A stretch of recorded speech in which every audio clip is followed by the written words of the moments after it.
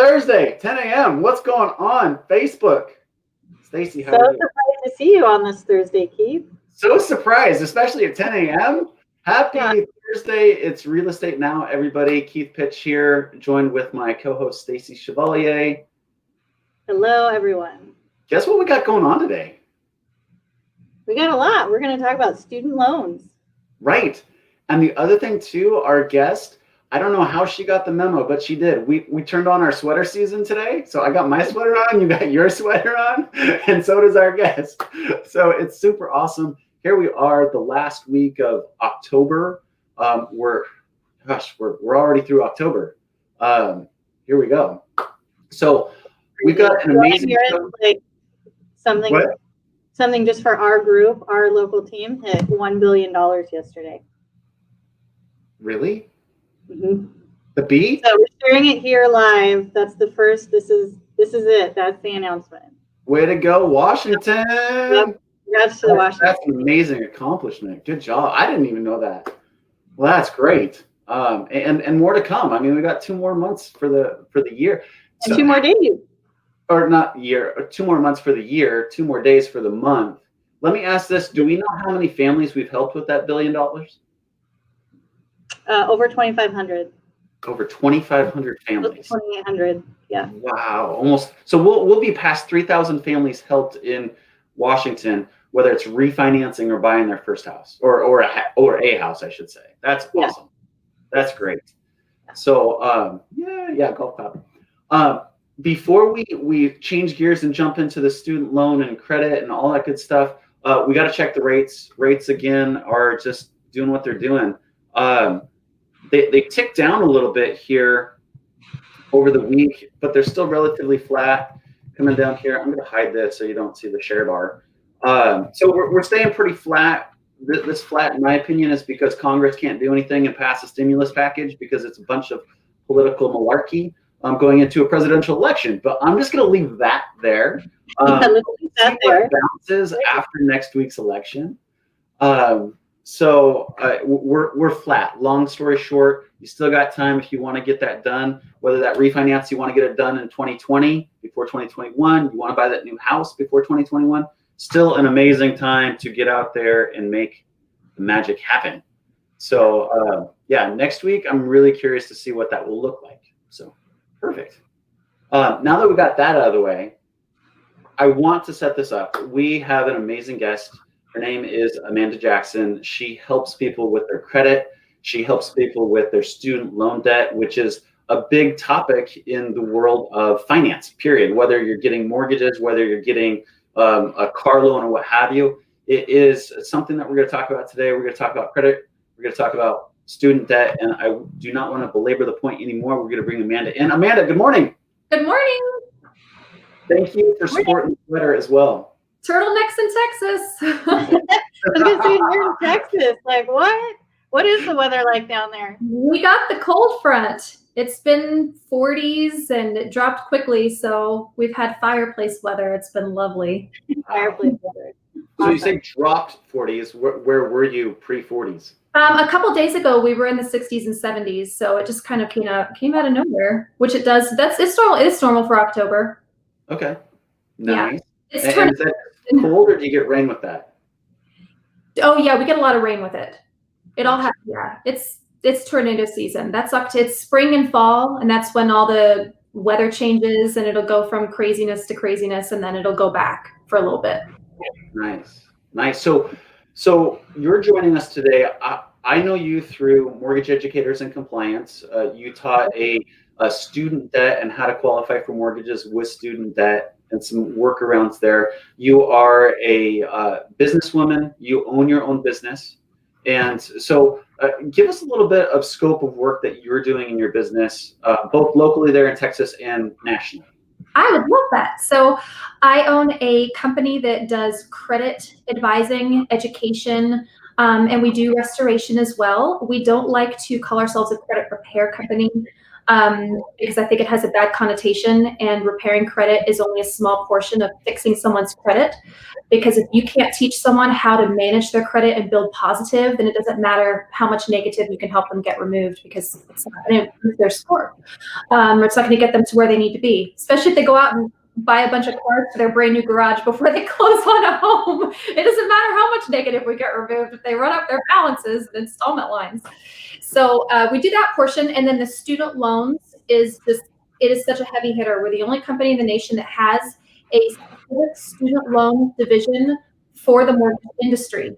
And so what that means is my staff and anybody who I hire, I personally train, and they are completely knowledgeable on not just the student loan portion and how student loans work and all of the different payment plans and qualifications, but also mortgages. Did I freeze?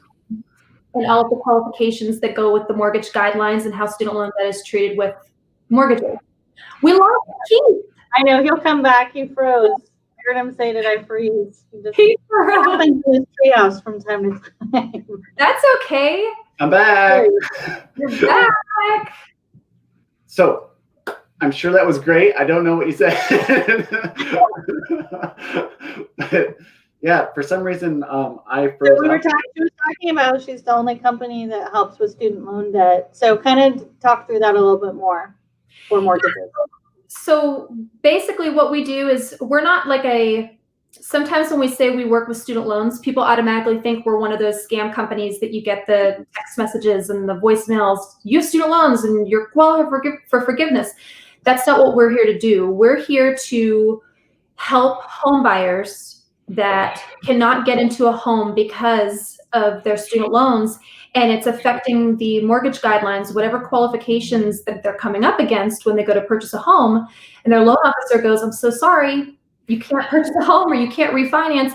And the crazy thing about it is a lot of people had the same amount of student loan debt or less student loan debt when they bought a home a few years ago.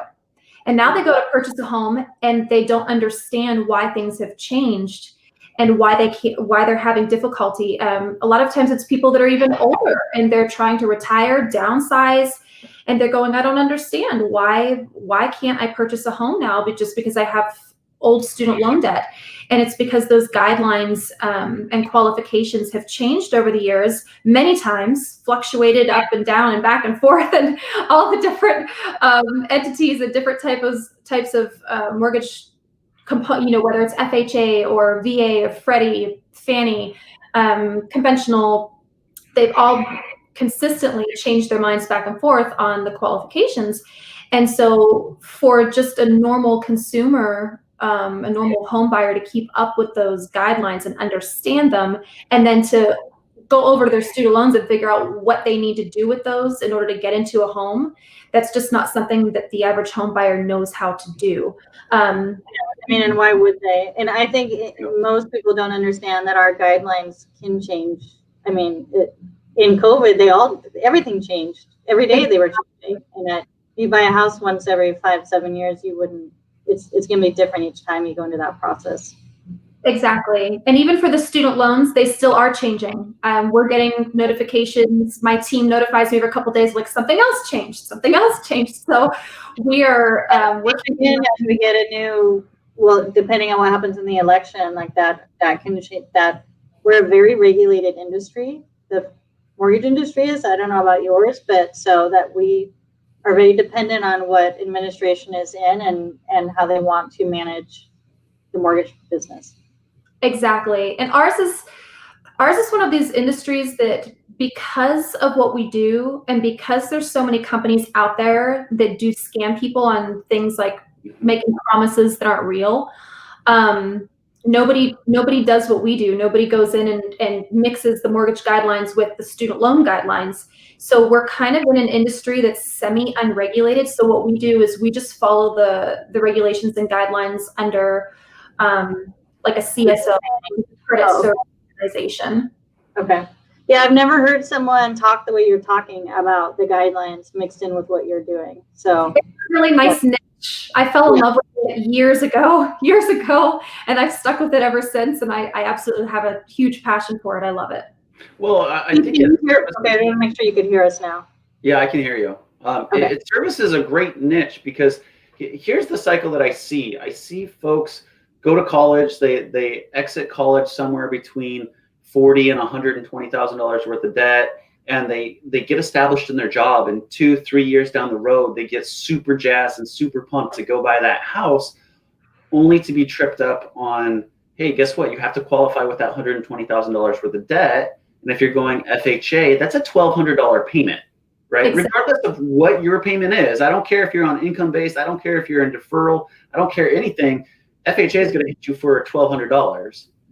And you know, what I want to see is that person take it to the next level and then be able to get that house. That's how we're going to build long-term wealth, in my opinion. And that's what I love about the course that you taught last year was, how can we do that? How can we work together in industry, in mortgage, and in credit advising to make that a reality? And that's what you do. That's amazing. Thank you. So tell me that. This is totally off topic, but since you brought up this course you took last year, are you teaching through COVID? I mean, I know we're much more locked down in our state compared to where you're at, Amanda, but are you doing virtual classes, or how are you teaching across state lines? So to be fully transparent with you, I was planning on teaching, and my husband and I had both ended up getting a very, very bad case of COVID. And I had it very bad. We'll just put it that way. And it took me months to recover. And so I'm just now getting back on my feet. If I talk for more than an hour or so, I can't get enough oxygen in my brain to continue. So I probably won't be back out on the road and doing the things I was doing and going back to traveling and teaching again for probably another few months until I feel really confident. I'm just so scared to get up in front of a classroom and stand and teach and then just fall over. And Well, for sure, and you've been through it. We have people at our company that have been through it too. But so we've just really embraced the virtual way of meeting people and teaching. It's kind of how this actually started for Keith and I. So yeah, I mean, you probably couldn't figure out a way. So I'm glad that you got through that. That's my heart goes out to you. So I'm glad you're back at it, though. And I'm. Tell me this to switch a little bit. Sure. Am I still blanking out? Sorry about that. You do. You just look funny. That's a standard occurrence. So, yes. So tell us some things that people can do to position themselves best. Maybe your top 2 or 3 tips that you can help people put in their nugget and kind of mull over. Yeah, that's a great question. So the number 1 tip I would say is, it kind of goes off of the example that you gave of somebody that has, I'll stick with, just to get a good number, $100,000 worth of student loan debt. Sure. Now, the first thing that they need to recognize is there's a huge difference between federal student loans and private student loans, and the rules and regulations and how they're treated. Because if they're not federal, then there's really no government step in on how those payments are treated, payment plan options, things like that. So they need to understand which one of those that they have. And a lot of people don't know.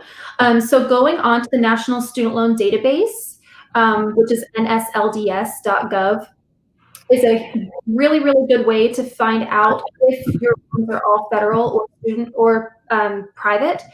What was that? nslsd.gov? nslds.gov. And they update that website all the time. So if you go there and it forwards you to like studentloans.gov, it's all the same thing.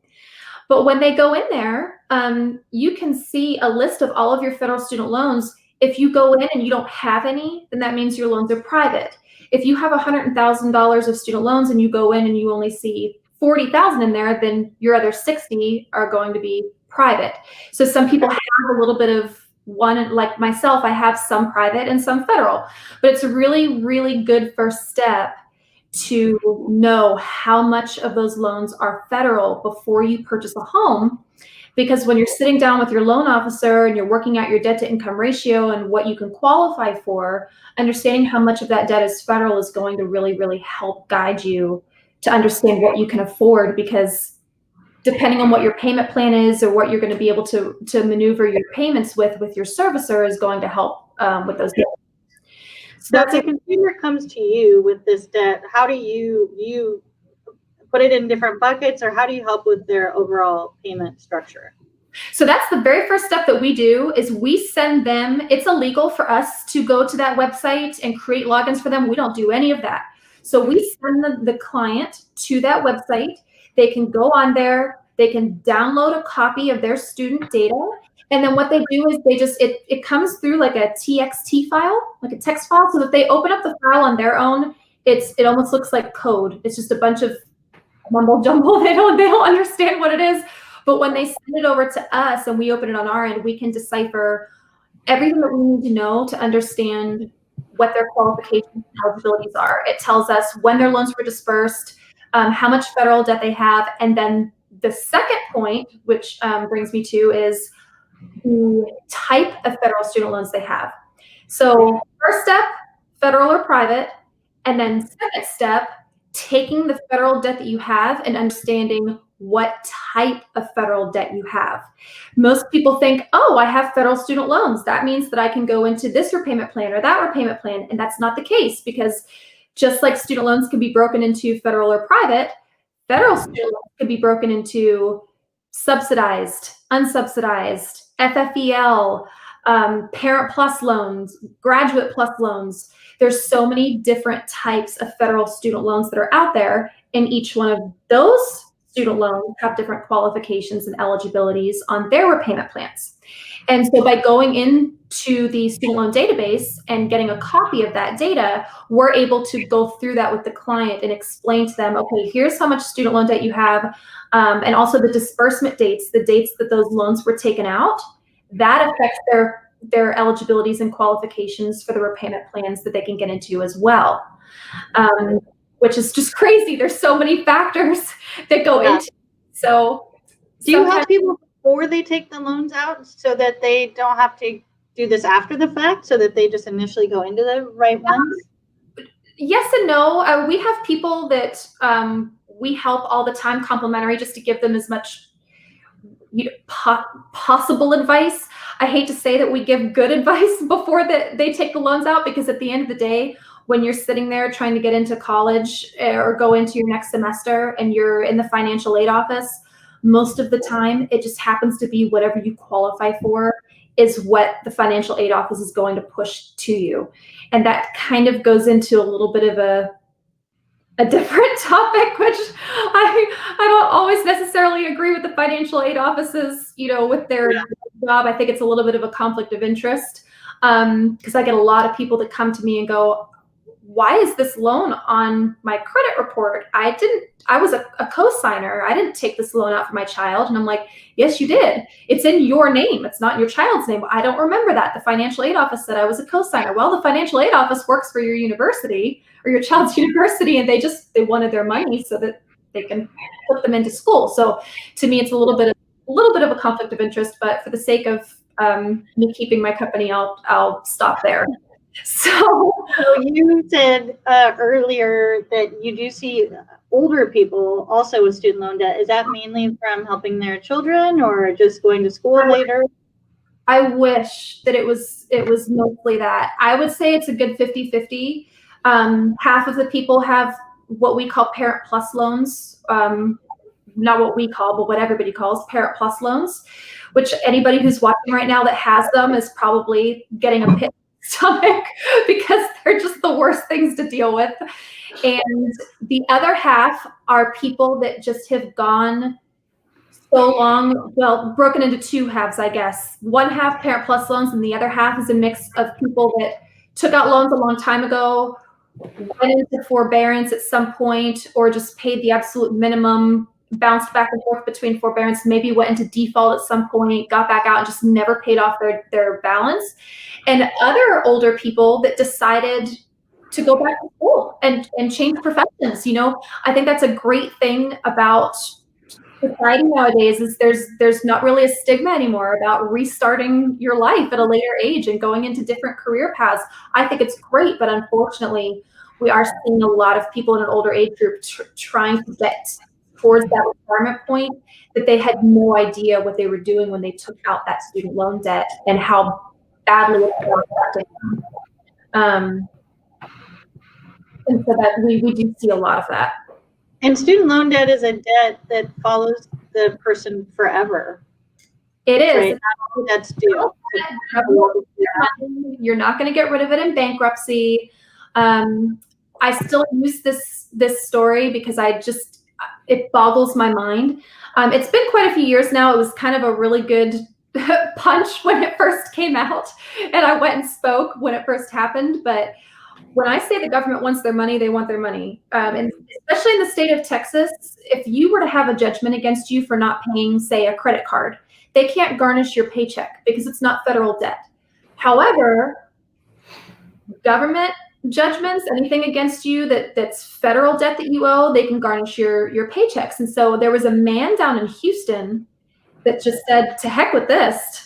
I don't know if I had this in one of my MEC classes. I don't know if Keith remembers this or not, but there was a man in Houston that he quit his job and he just said, I'm not paying this. I don't know what his whole story was, if there was a reason he was so bitter about his student loan debt, but he had a bunch of federal agents show up and arrest him because they were so angry. They were trying to, in my opinion, they were trying to just make a point that you're just not going to be able to get out of this. Unfortunately, they chose the wrong state to do that in.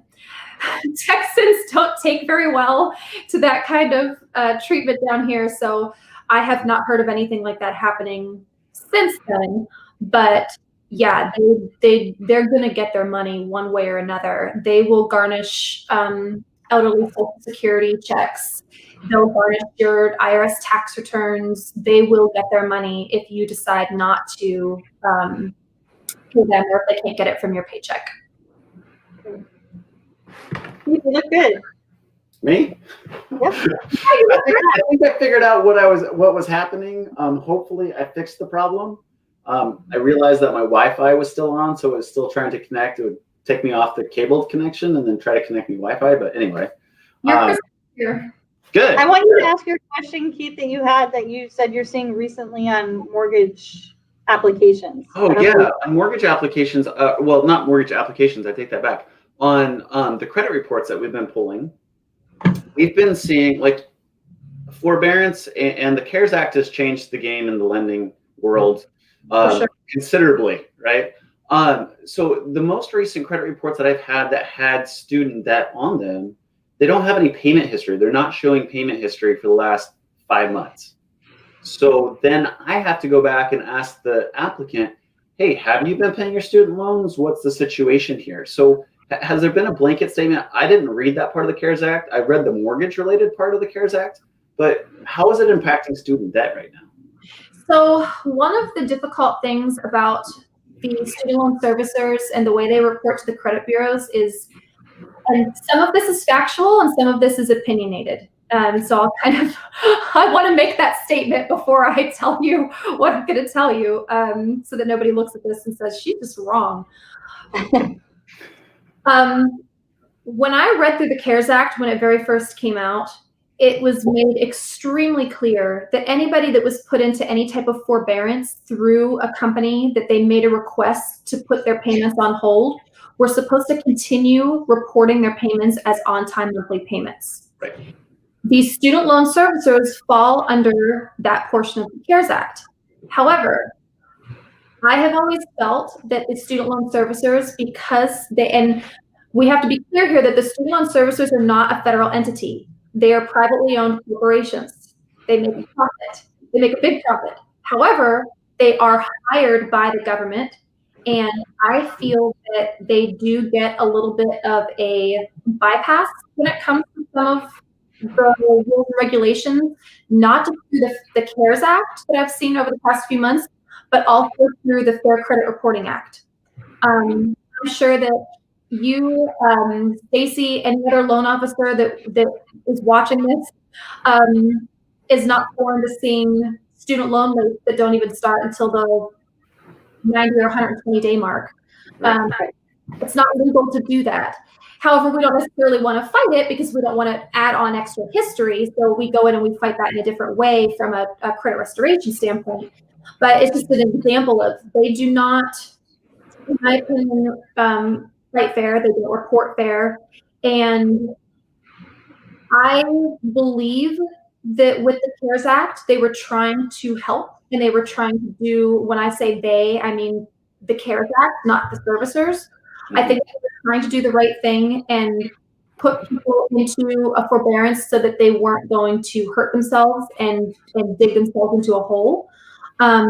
However, what they did was they forced, it wasn't at first. At first, you had to request forbearance, and then very quickly it changed from a request over to the servicers got so bombarded that they just decided across the board to automatically put every single person with federal student loans, unless you had FFEL loans, which are a little bit different. I won't go into detail with that because it's kind of a smaller percentage of people, and I want to help the majority of people today. But those people that are the majority got automatically put into that CARES Act automatic COVID forbearance without their permission. And not everybody understands all of the ramifications of that. I sent emails out to all of our clients letting them know I don't believe that the servicers are going to follow the rules of the CARES Act and continue to mark you as paying on time. It is my suggestion, if you can afford to continue making your payments, please do so. A number of reasons. One being, if you're going to go purchase a home and they ask for your history, you can show that you have been still paying. And also number two, if you're trying to pay down your balance and you're not having interest accumulating, now is the time to start shaving down that principal. But to answer your question, I don't believe that they are supposed to be reporting that as in forbearance, but yeah, because I dove a little deeper. I sent this applicant, I said, hey, look, this is what your payment history looks like on the credit report. It says that you haven't made a payment since May, right? And he goes, well, as a result of the CARES Act, they sent me some information that there was forbearance options. I didn't take them, and they've been continuously drawing my automated payment every month. So why aren't they giving me credit for that? Wow. So did you show? Don't know. Could you just make the story to an underwriter that you could prove the payments, or is that client? Yeah, and that's ultimately what I have to do. I've got to go back and get a verification of that particular trade line. But it's really interesting to me that from what it looks like from the outside looking in, that this person was put into an automatic forbearance. And even though he was put into forbearance, his automated payments on a monthly basis were still being posted to his account, and he wasn't getting the credit history for it. It's just showing blank, blank, blank, blank, blank. Though that's not a negative impact, when we go to underwrite that file, it's a red flag. Whenever we see there's no payment applied, and there was payment applied. So where does that fall under? Is that Fair Credit Reporting Act? Is that? Yeah, that's Fair Credit Reporting Act, but that's also against the CARES Act, because the new regulations that they put out just recently, just in September, said anybody who is on direct deposit, anybody who not direct deposit, Auto pay? Yes, anybody who's on direct auto pay that had their banking information in there. If their loans qualified to put them into the automatic forbearance, which would be anybody that didn't have the FFEL or the FFELP loans, then those direct payments had to stop. So, yeah, those direct payments should have been stopped. And so, even if they didn't ask to go into the forbearance, they should, like, is that what you're saying? They didn't ask for it, and their payments are also stopped? Is she breaking up now? Yeah, a little bit. Oh no, Stacy. So I think what she was saying, if they were put into forbearance, their automated payments were supposed to stop. Yeah, they were supposed to stop, and that's even if they didn't request the COVID forbearance. It just happened automatically for everybody, unless you specifically contacted the servicer and asked them to stop the COVID forbearance. Gotcha. So that's it's a great example of how things continuously move and evolve in the credit market. It sounds similar in student debt, mortgage debt, consumer debt, whether it's credit cards or home equity lines or car payments, whatever. It's a ever moving, ever changing thing. So thank you for sharing with us today, Amanda. We're quickly coming up on 30 minutes, which is almost right now on the nose. Yes. So tell us, if people have questions, how can they contact you? How can they reach out to you? Yes, I would love that. So we have a website, and it's myfam.com with 2 F's. So it's M as in Mary, Y, F as in frog, F as in frog, A, M as in Mary.com. I guess that when I spell it out loud, it sounds very difficult. But if I told you the full company name, you would understand why I had to abbreviate it so long. I don't know what I was thinking years and years and years ago when I made it. What is the company name? It's Frost Financial. It's Frost Financial Advising and Management LLC. So I like it. Thank you. Frost was my maiden name, and my dad had a bunch of girls and no boys, and I felt really bad that the Frost name is going to discontinue. So I named the company after it, but it just sounds so long. So I had to shorten it. But it's nice because we tell all of our clients, and to be honest with you, our true clients are our loan officers that we work with, because if we don't get home buyers over to them and in a house as quickly as possible, then we'd be out of business. We don't do any direct consumer marketing. So we just tell everybody they're part of our fam, and that's kind of our thing. So the FFAM works really well. That's great. That's awesome. Yeah. That's awesome. Well, thank you so much for joining us today, and enjoy your November. The holiday season is upon us. Thank you. And I'm sure we'll be picking your brain and having you back on some other topics as they develop. I would love that. Pick all you want. Right on. Thank you, Amanda. Thank you, Keith. It was a pleasure. Yes, absolutely. We'll chat with you later. Have a great day. You too. Bye-bye. So there you have it.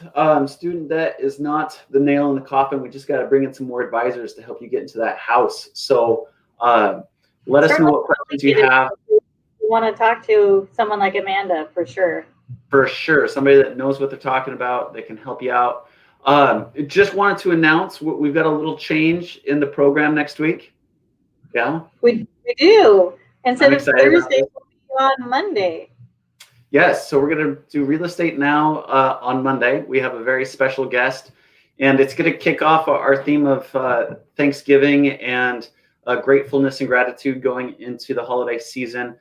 We have a tribute to a fellow coworker here at Loan Depot's, their charity, and we're going to also have a guest of KJ Wright. So KJ Wright will be with us and joining us on the show. That's why we're moving it to Monday, because he's got a day off on Monday. Otherwise, he'll be traveling. So I'm super excited. Join us Monday at 11. Yeah, so we'll post that and get that out there. It is on Facebook right now if you've seen it. By all means, follow it. We'd love to see you guys there. And we look forward to seeing you in just, 4 days? Yeah. Yeah. Sounds good. Have a great day.